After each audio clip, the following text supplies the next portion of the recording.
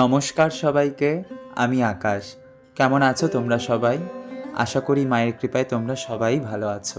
তোমাদের সাথে আমি ২ দিন যাবৎ কোনো ভয়েস দিয়ে ভিডিও পোস্ট করতে পারিনি। তবে হ্যাঁ, আমি কিন্তু তোমাদের সাথে পুজোর অনেক রিলস শেয়ার করেছি। আর তোমরা সেই রিলসগুলো, ভিডিওগুলো দেখে আমাকে অনেক ভালোবাসা দিয়েছো। তোমরা অনেক লাইক, কমেন্টস শেয়ার করেছো। তার জন্য তোমাদের কাছে আমি কৃতজ্ঞ রইলাম। ভগবতী তোমাদের সব সময় ভালো রাখুক, সুস্থ রাখুক।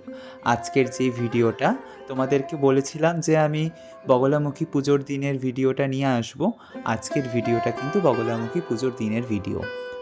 আজ সকাল সকাল স্নান করে আমি সোজা ওর বাড়িতেই গেছিলাম।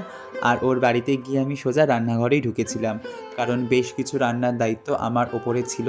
তবে আজ তেমন একটা চাপ ছিল না, কারণ বিশ্বনাথদা অনেক রান্না করে দিয়েছিল। আর আমার সাথে বাবিন, সোহম, সানি, তুষার, এরা সবাই আমাকে হেল্প করেছিল। তারপর ভোগ তৈরি করার পরে ভোগ সাজিয়ে মায়ের সামনে নিবেদন করা হলো। আর তোমাদের সাথে যতটুকুন পেরেছি আমি কাজের ফাঁকে ফাঁকে এই ভিডিওগুলো করেছি। শুধু আমি একা ভিডিও করিনি, আমার বন্ধুরাও এই ভিডিওগুলো করে দিয়েছিল, তাই আজকে আমি ভিডিওগুলো এডিট করে পোস্ট করতে পারছি। আর এই দেখো, এটা মায়ের মহানৈবেদ্য। এটার পর মাকে ভোগ নিবেদন করা হয়েছিল।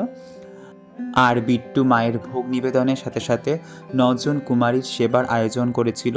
তাই মায়ের ভোগ নিবেদনের সময়ই এই ৯ জন কুমারীর সেবার ব্যবস্থা করা হয়েছিল, তাদেরকেও ভোগ নিবেদন করা হয়েছিল। আর ঘরে যিনি আছেন, মানে আমাদের করুণাময়ী, তারও একসাথে ভোগ দেওয়া হয়েছিল। তো তারপরে সমস্ত দেবীদের ভোগ নিবেদন করার পরে ভোগ আরতি শুরু হয়েছিল। আর সত্যি কথা বলতে গেলে এটা সবথেকে আমাদের আনন্দের সময় ছিল। যখন মায়ের আরতি হচ্ছিল তখন আমরা সবাই মিলে যা মজা করেছি, যা আনন্দ করেছি, অনেক নেচেছি, ধুনুচি নেচেছি। মানে সেই সময়টা না খুবই আনন্দের একটা সময় ছিল। মানে আমরা কী বলবো, বাঁধন ছাড়াভাবে আমরা আনন্দ করেছি। তারপর মায়ের ভোগ আরতির পরে মায়ের হোম হয়েছিল, তারপরে পুষ্পাঞ্জলি হয়েছিল। এই করতে করতে বিকেল অনেকটাই বেজে গেছিলো মায়ের পুজো শেষ হতে। আর বিকেল হওয়ার পরে, মায়ের পুজো শেষ হওয়ার পরে আমরা সবাই একটুখানি ভোগ প্রসাদ খেয়ে তারপরে আমি আবার বাড়িতে গিয়ে আবার সন্ধ্যার পরে রেডি হয়ে এসেছিলাম সন্ধ্যা আরতির সময়।